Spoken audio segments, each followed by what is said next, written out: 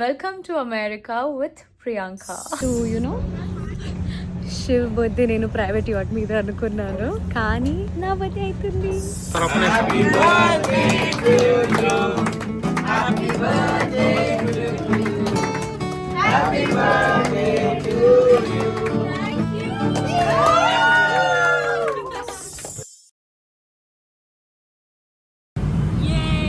పడుకోరా మీరు?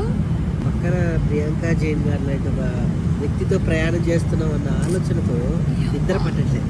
మస్తు షేడ్స్ ఉన్నాయరా నీలా. అబ్బో కమల్ హాసన్. చాలా మంది ఆర్టిస్టులు అండ్ చాలా మంది సెలబ్స్ రాపోతున్నారు.